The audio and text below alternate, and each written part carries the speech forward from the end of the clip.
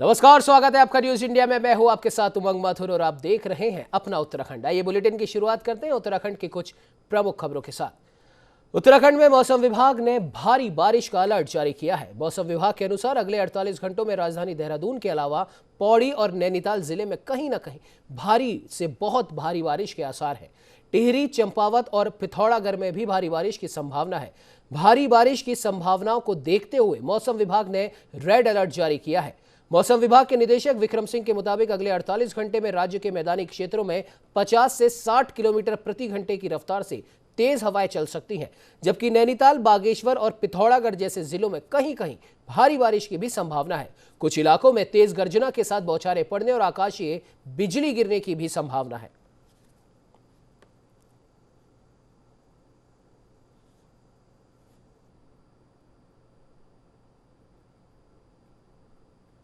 क्षेत्र हमारा है तो उसमें कुछ जगहों में बारिश हल्की मध्यम मिलनी शुरू हो जाएगी और जो गढ़वाल क्षेत्र है उसमें भी 1 तारीख से जो है कहीं कहीं पर हल्की मध्यम तक की बारिश जो है वो मिलनी शुरू हो जाएगी।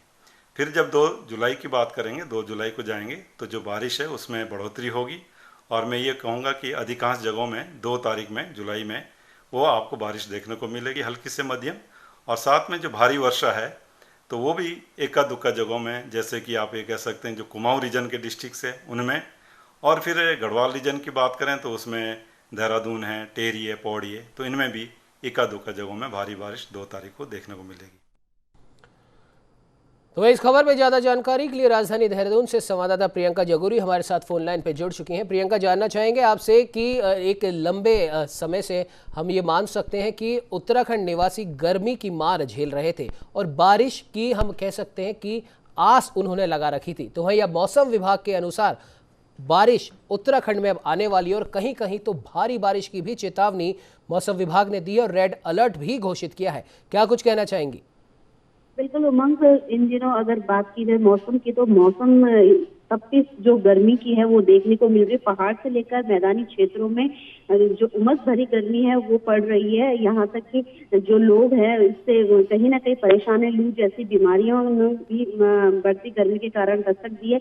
लेकिन जिस तरीके से मौसम विभाग के अनुमान जताए कि 48 घंटे में राजधानी देहरादून के अलावा पहाड़ी इलाकों में और पौड़ी, नैनीताल जिलों में कहीं कहीं पे भारी बारिश की यहाँ पर संभावनाएं जताई है।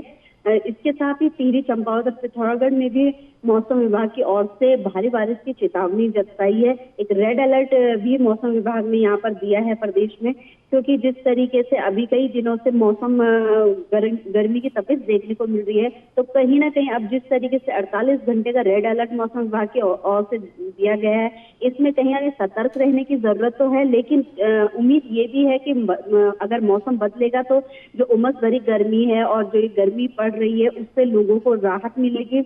वहीं पहाड़ों में भी जिस तरीके से अभी गर्मी का उमस भरी गर्मी देखने को मिल रही है, तो लोग पहाड़ों में भी लोगों को ये परेशानी झेलनी पड़ रही है। बिल्कुल प्रियंका, और जानना चाहेंगे जिस प्रकार से मौसम विभाग ने चेतावनी दी है और कई जिलों में रेड अलर्ट भी घोषित किया है, तो स्थानीय प्रशासन ने क्या कुछ तैयारियां की हैं?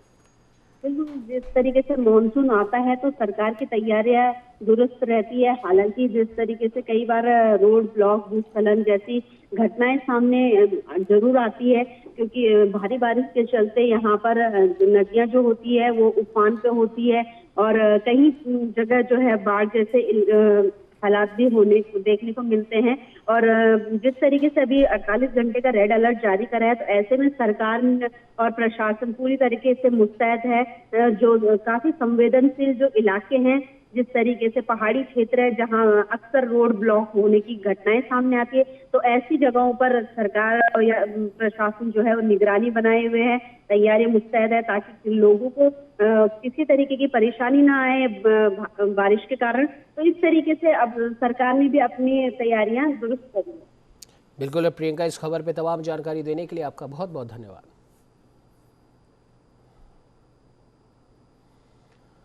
चलिए बढ़ते अगली खबर की ओर, जहां आम आदमी पार्टी के प्रवक्ता नवीन पिरशाली ने मुख्यमंत्री तीरथ सिंह रावत के गंगोत्री से उपचुनाव लड़ने की अटकलों को लेकर सत्ताधारी बीजेपी को सीधे तौर पर चुनौती दी है। नवीन पिरशाली ने कहा कि विधानसभा चुनाव से साल भर पहले नेतृत्व परिवर्तन करने वाली बीजेपी को 57 विधायकों में से एक भी ऐसा काबिल व्यक्ति नहीं मिला जिसे मुख्यमंत्री बनाया जा सकता था। ऐसे में पार्टी ने तीरथ सिंह रावत को मुख्यमंत्री बनाया। आम आदमी पार्टी प्रवक्ता ने मुख्यमंत्री तीरथ सिंह रावत को सीधे चुनौती देते हुए कहा कि गंगोत्री विधानसभा उपचुनाव में आम आदमी पार्टी के वरिष्ठ नेता कर्नल अजय कोठियाल उनसे सीधा मुकाबला करेंगे। आप प्रवक्ता ने कहा कि आज उत्तराखंड की जनता भाजपा की नाकाबिल सरकार से दुखी है। उन्होंने स्पष्ट किया कि आम आदमी पार्टी का लक्ष्य उत्तराखंड का नव निर्माण करना है और पार्टी के गंगोत्री उपचुनाव लड़ने का मकसद देवभूमि को एक नकारे मुख्यमंत्री के कुशासन से छुटकारा दिलाना है।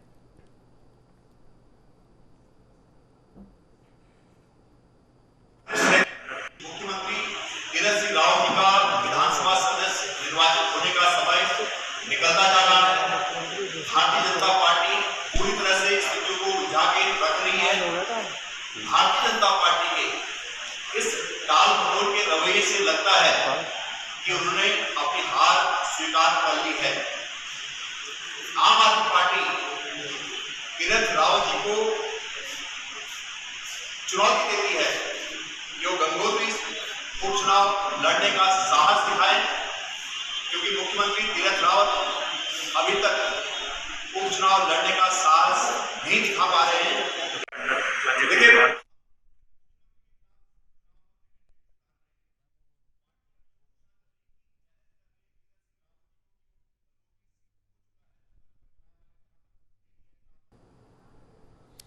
तो इस खबर पे ज्यादा जानकारी के लिए देहरादून से संवाददाता विशाल गर्ग हमारे साथ फोन लाइन पर जुड़ चुके हैं। विशाल, जब से मुख्यमंत्री तीरथ सिंह रावत के उपचुनाव लड़ने की घोषणा हुई है और सीट उनकी लगभग हम कह सकते हैं कि फाइनल हो चुकी है, तभी से उपचुनाव को लेकर भी उत्तराखंड में एक अलग ही राजनीति देखने को मिल रही है। क्या कुछ कहना चाहेंगे?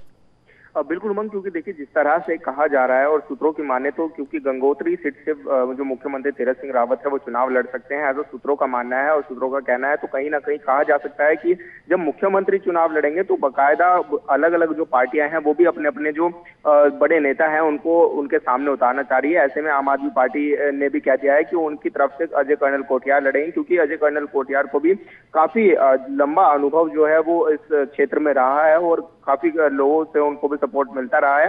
तो इस परिप्रेक्ष्य में आम आदमी पार्टी भी चाह रही है कि उनकी तरफ से भी अजय कर्नल कोठियाल लड़े, ताकि बीजेपी को एक जो चुनौती है वो दी जा सके। और ऐसे में क्योंकि पहाड़ों का भी काफी अच्छा अनुभव है उनके पास, वहाँ के जो लोग हैं वो उनसे काफी प्रेरित हैं, क्योंकि जब वो सेना में थे तब भी उन्होंने काफी योगदान दिया है। लेकिन मुख्यमंत्री तीरथ सिंह रावत जी का अभी देखिए अभी तक बिल्कुल फाइनल नहीं हो पाया है, लेकिन आज के बाद या फिर कभी भी जल्द से जल्द इनका हो सकता है कि मुख्यमंत्री तीरथ सिंह रावत चुनाव लड़ेंगे। कहां से लड़ेंगे और जिस तरह से देखिए गंगोत्री की सीट पर लड़ने का जो चीजें हैं वो जारी हैं, तो ऐसे में कहा जा सकता है कि एक बड़ी चुनौती जो है वो हो सकती है। लेकिन फिर भी क्योंकि मुख्यमंत्री तीरथ सिंह रावत भी कोई कम नहीं है, वो उनके पास भी अच्छा अनुभव है, चीजें हैं और यहाँ का क्योंकि उत्तराखंड के लोगों का भी काफी सपोर्ट उनको मिलता हुआ नजर आ रहा है, क्योंकि लगातार वो भी जब से मुख्यमंत्री का पद उन्होंने संभाला है लगातार वो जनता के बीच में है, लोगों से अपना समन्वय बनाने की जो कोशिशें हैं वो लगातार जारी रहती हैं उनकी उमंग। बिल्कुल विशाल, लेकिन कहीं ना कहीं जिस प्रकार से देखा भी गया है कि जब भी जिस भी पार्टी की सरकार प्रदेश में होती है तो इस प्रकार के उपचुनावों में जीत उसी पार्टी की तय मानी जाती है, लेकिन क्या आपको लगता है कि आम आदमी पार्टी ने जिस उम्मीदवार की घोषणा करी है वो उन्हें टक्कर दे सकते हैं? देखिए टक्कर देने की अगर मैं बात करूं तो वाकई ही जो अजय कर्नल कोठियाल का जो चेहरा है वो काफी माना जाता है उत्तराखंड में। लेकिन जिस तरह से मुख्यमंत्री तीरथ सिंह रावत की अपनी एक छवि है, अपना एक सरल स्वभाव है, हर लोग से मिलना, हर किसी बातों को सुनना, सरल स्वभाव, तो कहीं ना कहीं इस चीज का बहुत फायदा मिलेगा। और ऐसे में देखिए बीजेपी के पास 57 विधायक हैं हाल फिलहाल में, और ऐसे में क्योंकि देखो उनकी पार्टी जो है यहाँ पर उत्तराखंड में इस समय स्ट्रॉन्ग है बीजेपी, लेकिन एक चेहरा है जो अजय कर्नल कोठियाल जो कि आम आदमी पार्टी से है, और ऐसे में देखिए कांग्रेस भी अपना एक प्रत्याशी को उतारेगी। तो ऐसे में देखिए कहीं ना कहीं चुनौतियां तो बढ़ेंगी, लेकिन मुख्यमंत्री तीरथ सिंह रावत के सर पर ही सारा सजेगा, ये साफ तौर से कहा जा सकता है, क्योंकि तमाम तरह की जो चीजें हैं पार्टी वो यहाँ पर करती हुई नजर आएगी, प्रचार प्रसार भी करेगी। और दूसरा फिर ये भी रहेगा उमंग की जो इनके कार्य हैं उनको गिनाया जाएगा, उनका जो व्यक्तित्व, इनका जो सरल स्वभाव है वो यहाँ पर यूजफुल होगा। तो कहा जा सकता है कि मुख्यमंत्री तीरथ सिंह रावत यहाँ पर जीतेंगे, लेकिन जिस तरह से जो पार्टियां हैं वो भी अपना पुरजोर दिखाती हुई नजर आएंगे उमंग। बिल्कुल विशाल, इस खबर पर तमाम जानकारी देने के लिए आपका बहुत बहुत धन्यवाद। तो ये आपको बता दें कि हल्द्वानी पहुंचे बीजेपी महिला मोर्चा के प्रदेश अध्यक्ष और यमकेश्वर से विधायक रितु खंडूरी ने महिला मोर्चा के कार्यकर्ताओं का जोश बढ़ाते हुए कहा कि कोविड के समय में सेवा ही संगठन के तहत महिला मोर्चा ने बहुत अच्छा कार्य किया। तो वही आगामी विधानसभा चुनाव को लेकर भी महिला मोर्चा जमीनी स्तर पर कार्य कर रही है। बूथ से लेकर ब्लॉक स्तर तक महिला मोर्चा विधानसभा चुनाव को लेकर जनता के बीच जा रही है। राज्य और केंद्र सरकार की कल्याणकारी योजनाओं को जन जन तक पहुंचाना बीजेपी का लक्ष्य है। तो वहीं विधानसभा चुनाव में महिलाओं को टिकट दिए जाने पर रितु खंडूरी ने कहा कि विधानसभा चुनाव में 50% महिलाओं को टिकट दिया जाना चाहिए, जिसका वो पुरजोर तरीके से राष्ट्रीय और प्रदेश नेतृत्व के समक्ष पैरवी करेंगी। होने के नाते, एक राजनीतिज्ञ होने के नाते भी मैं पूरी तरह से चाहूँगी कि ज़्यादा से ज़्यादा टिकट महिलाओं को मिले। हम तो पक्षधर हैं कि 50% महिलाओं को, हम बहनों को मिलना चाहिए। तो मैं पुरजोर कोशिश करूँगी कि बढ़िया महिलाओं को हम टिकट दे सकें ताकि वो प्रदेश की सेवा में आगे आएँ। थोड़ा इधर देख के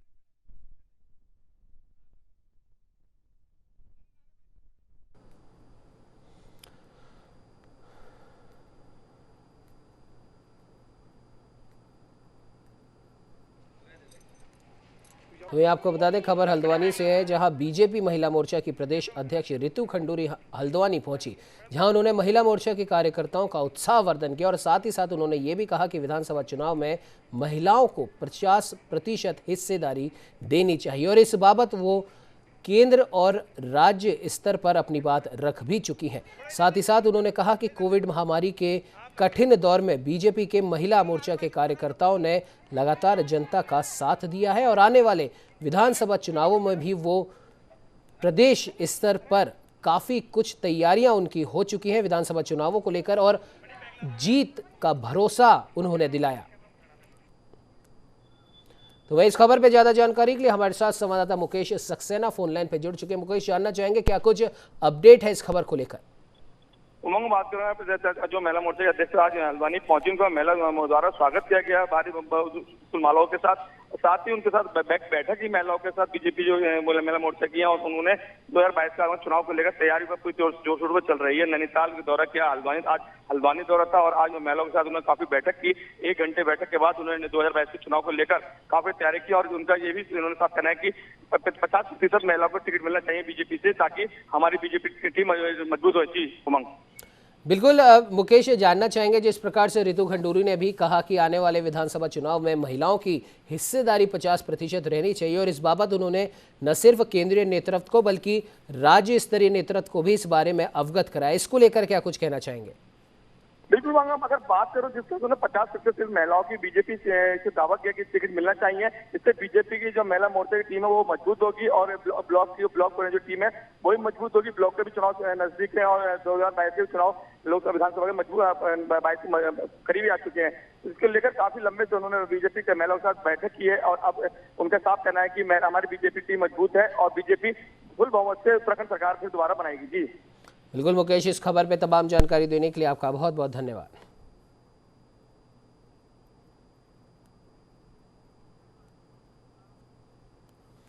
तो मैं आपको बता दें कि उत्तराखंड में मुख्यमंत्री तीरथ सिंह रावत के उपचुनाव को लेकर जहां सियासी माहौल गर्म है, तो वहीं दूसरी तरफ बीजेपी उपचुनाव को लेकर रिलैक्स मोड में नजर आ रही है। मुख्यमंत्री तीरथ सिंह रावत के बाद अब शासकीय प्रवक्ता सुबोध उनियाल का कहना है कि सरकार द्वारा पहले ही निर्वाचन आयोग को रिक्त सीट की सूचना दे दी गई है। परिस्थितियों के हिसाब से केंद्र और निर्वाचन आयोग उपचुनाव कब कराने पर सहमति बनाएगा, उसके बाद चुनाव कराने का फैसला लिया जाएगा। आपको बता दें कि उत्तराखंड में वर्तमान में 2 विधानसभा सीटें रिक्त चल रही हैं, तो वहीं दोनों रिक्त सीटों पर मुख्यमंत्री तीरथ के उपचुनाव लड़ने को लेकर भी चर्चाएं तेज हो गई हैं।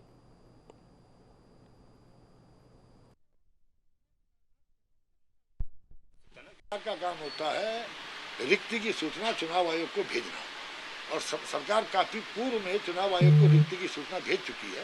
अब चुनाव आयोग करस्पॉन्डेंस करता है फिर भारत सरकार के साथ कि क्या परिस्थितियां ठीक हैं चुनाव करने लायक, तो जैसे ये इस तरह का कोई करस्पॉन्डेंस होगा तत्काल उसमें आपको बता दिया जाएगा। तो वहीं कांग्रेस के प्रदेश उपाध्यक्ष सूर्यकांत धस्माना 2 दिन के यमुनोत्री दौरे पर रहे, जहां धस्माना यमुनोत्री धाम के पहले पड़ाव खरसाली तक दौरा कर वापस देहरादून लौट आए हैं। तो वहीं दौरे के दौरान धस्माना ने यमुनोत्री धाम के पहले पड़ाव खरसाली में मां यमुना की पूजा अर्चना की। उन्होंने चारधाम यात्रा की तैयारियों को भी देखा। साथ ही उन्होंने चारधाम यात्रा की तैयारियों के सरकारी दावों को हवाई बताते हुए राज्य सरकार पर जमकर निशाना साधा। उनका कहना है कि सरकार ने दावा किया था कि 1 जुलाई यानी कि आज से चारधाम यात्रा शुरू कर दी जाएगी, लेकिन वहां पर सरकार की ओर से कोई व्यवस्था नहीं की गई है।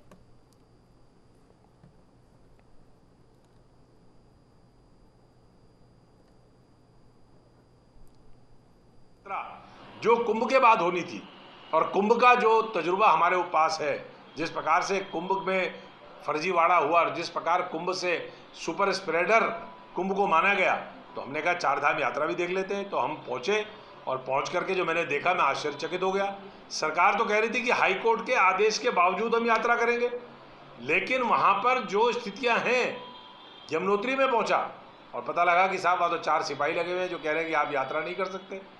4 सिपाहियों के अलावा ना वहाँ तो ऑक्सीजन का सिलेंडर है, ना वहाँ पर कोई बेस अस्पताल बनाया गया है, ना वहाँ पर एंटीजन या RT-PCR की टेस्टिंग की व्यवस्था है, ना वहाँ पर कोई ऐसी स्थिति के लिए तैयार रहने जैसी कोई स्थिति दिखी कि अगर कोई आपातकाल हो जाए और कोरोना के मरीज आ जाएं। तो ये आपको बता दें कि उत्तराखंड सरकार ने चारधाम यात्रा पर हाईकोर्ट की रोक के बाद अब सुप्रीम कोर्ट जाने की तैयारी की है। न्यायिक मामलों के जानकारों से चर्चा के बाद अब सरकार सर्वोच्च अदालत में कभी भी याचिका दायर कर सकती है। शासकीय प्रवक्ता सुबोध उनियाल का कहना है कि सुप्रीम कोर्ट में केस की तैयारी कर ली गई है और साथ ही अधिवक्ता भी कर लिए गए हैं। अधिवक्ता के केस बनाने के बाद कोर्ट में केस फाइल कर दिया जाएगा। बता दें कि सरकार ने 1 जुलाई से चारधाम यात्रा को शुरू करने के निर्देश दिए थे, लेकिन नैनीताल हाईकोर्ट ने सरकार के फैसले को बदलते हुए चारधाम यात्रा पर रोक लगाकर श्रद्धालुओं के लिए लाइव यात्रा करने के निर्देश दिए थे।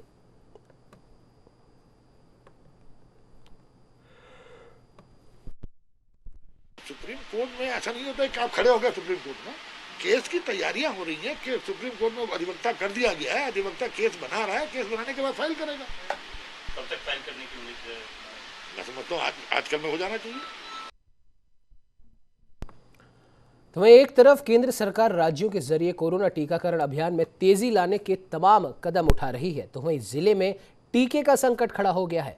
अधिकारियों के अनुसार जिले में बुधवार को ही कोविशील्ड के टीके खत्म हो गए। ऐसे में कई केंद्रों से लोगों को बैरंग लौटना पड़ा। अधिकारियों के मुताबिक कोविशील्ड टीके की कुछ डोज बची हैं जो NRI और बच्चों को दूध पिलाने वाली महिलाओं के लिए सुरक्षित रखी गई हैं। इस दौरान जिले के तमाम टीकाकरण केंद्रों पर टीकाकरण नहीं हो पाएगा। डॉक्टर पांडे के मुताबिक स्वास्थ्य निदेशालय स्तर से कोविशील्ड टीके की अतिरिक्त डोज मंगाई गई हैं। आपको बता दें कि कोविशील्ड टीका मुहैया होते ही लोगों को टीके की डोज लगनी शुरू कर दी जाएगी।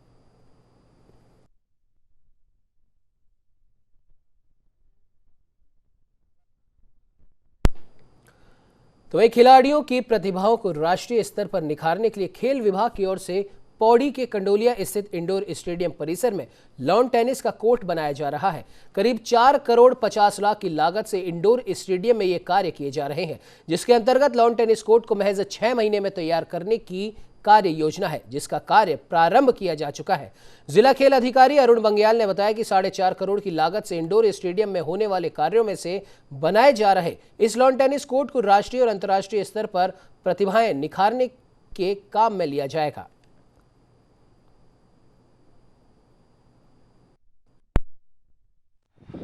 यहाँ पर जो प्लेयर्स हैं हमारे, उनको एक राष्ट्रीय स्तर का एक लॉन टेनिस कोर्ट का निर्माण हो रहा है, जिससे उनको निश्चित तौर पे बहुत ज़्यादा फ़ायदा होगा। जब वो राष्ट्रीय स्तर पर खेलेंगे तो उनको हमें कोई दिक्कत ही नहीं आएगी, कोई टेक्निकल प्रॉब्लम नहीं आएगी, जो प्रॉब्लम पहले आती थी, और ये हम लोगों के लिए बहुत बड़ी उपलब्धि है। तो वहीं नैनीताल उच्च स्थलीय प्राणी उद्यान यानी कि चिड़ियाघर, नारायण नगर स्थित हिमालयन बॉटनिकल गार्डन और सड़िया ताल स्थित वुडलैंड वाटरफॉल बुधवार से सैलानियों के लिए खोल दिए गए हैं। इस दौरान DFO ने बताया कि प्रमुख वन संरक्षक, वन्य और मुख्य वन्यजीव प्रतिपालक के आदेशों पर सैलानियों के लिए ये स्थल खोले जा रहे हैं। चिड़ियाघर में केंद्रीय चिड़ियाघर प्राधिकरण के दिशा निर्देशों का भी पालन किया जाएगा और इधर पहले दिन चिड़ियाघर में सैलानियों ने वन्यजीवों के दीदार भी किए। लंबे समय बाद सैलानियों को अपने बाड़ों के पास देखकर वन्यजीव भी उत्साहित नजर आए। उल्लेखनीय कि ये संस्थान गत 1 मई से कोरोना की महामारी बढ़ने के कारण बंद किए गए थे।